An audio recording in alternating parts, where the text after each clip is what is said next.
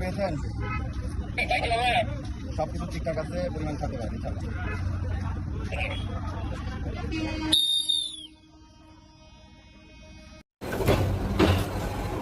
বুড়িমারি রেলেম সাহেব, Burimari all right, departure time 21:10, note 15/30।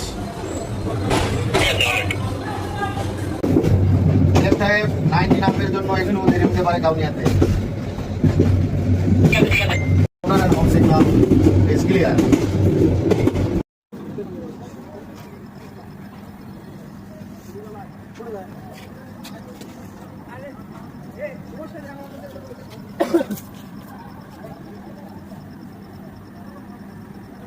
Saib 810, passenger clear, proceed for the next station.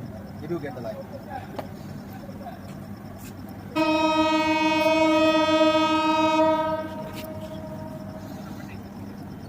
Everybody all right? Ilam Saib, did stop par hai aapka?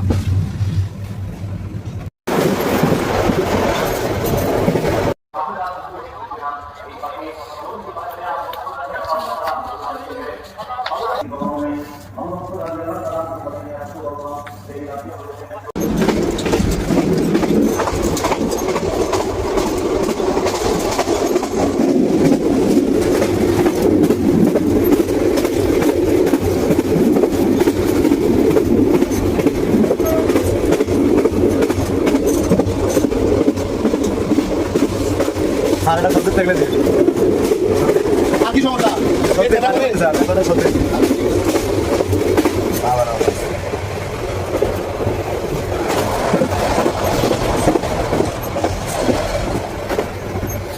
এগুলো সব safety equipment.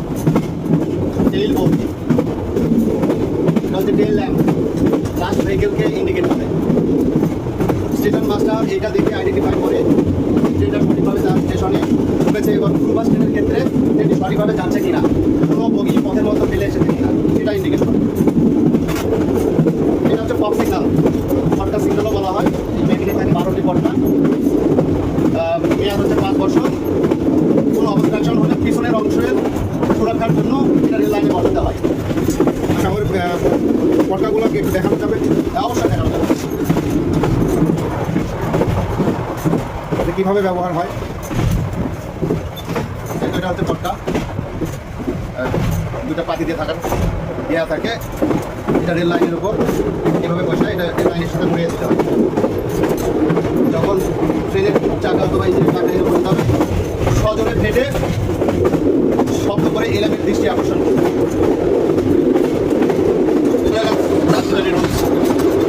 সেটা আপনাদের রেলের আইন সংক্রান্ত সাধারণ ও আনুষঙ্গিক নিয়মাবলী। আর কি কি আছে? এটা হচ্ছে লাল ঝান্ডা, ইকুইপমেন্টের মধ্যে দুটো লাল ঝান্ডা থাকবে, একটা সবুজ ঝান্ডা থাকবে। তাছাড়া থাকে কিছু মেমোরেন্ডাম, এমো বই, এগুলো অনেক কিছু আছে, এগুলো সময় লাগবে। ব্যাকলগ থাকে, টানা থাকে, একটা হুইসেল থাকে, যেটাকে আমরা বাঁশি বলি। ট্রেনটা কততে আদমদিঘি স্টেশন পার হয়ে আসলো সেই টাইমটা এখানে নোট করতে হবে।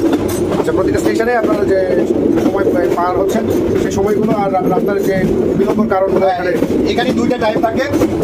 একটা হচ্ছে অ্যাপয়েন্টেড টাইম, এটা টাইম টেবলে উল্লেখ করা থাকে, অ্যারাইভাল এবং ডিপার্চার টাইম।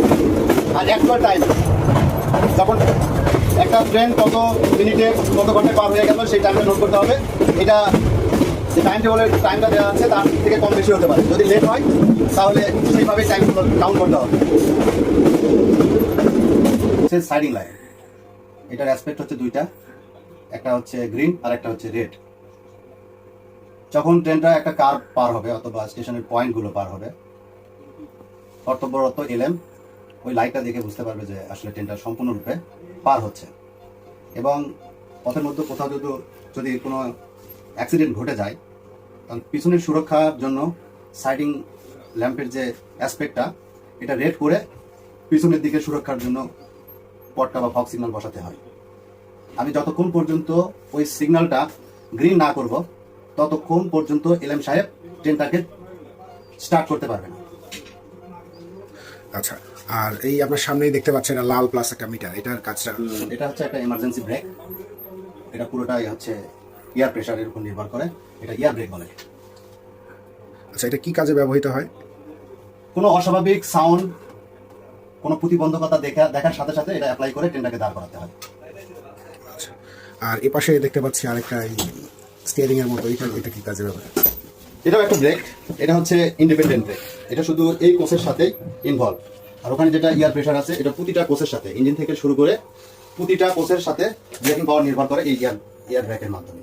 আর এটা হচ্ছে ইন্ডিপেন্ডেন্ট ব্রেক, যেটা যখন পার্ট হয়ে যায় এই অংশটাকে দাঁড় করানোর জন্য এই ব্রেকটা অ্যাপ্লাই করতে হয়। এটা ঘড়ির কাঁটার বিপরীত দিকে অ্যান্টি ক্লক ওয়াইজ ঘোরাতে হয়। আচ্ছা, আর পিছনে যে একটা লাইট আছে লাল জ্বলেই থাকে সবসময়, যে লাইটটা আছে এটাকে টেল ল্যাম্প বলা হয়। 38 38 শান্তাহার গুডস।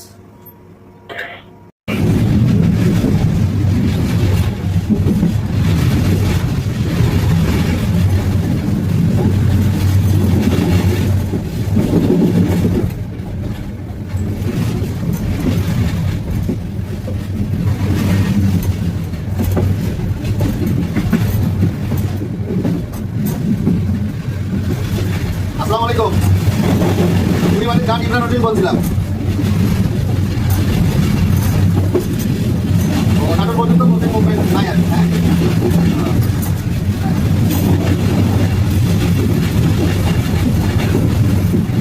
ঠিক আছে ভাই, thank you.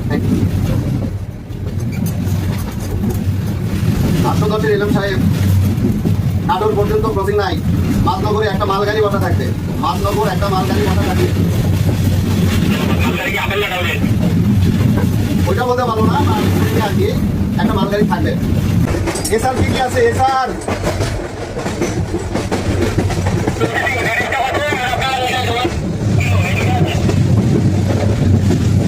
Azimnagar Ishwardi বাইপাসের 50 kilo আছে কি?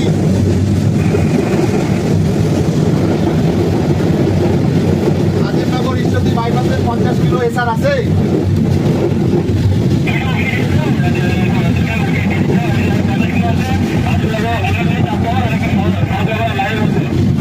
ও আচ্ছা, তো উলাডুলিয়ার চাটবাহারের 60 কিলো, শরৎনগর লাইনের 60 কিলো। আচ্ছা, থ্যাংক ইউ বাবা।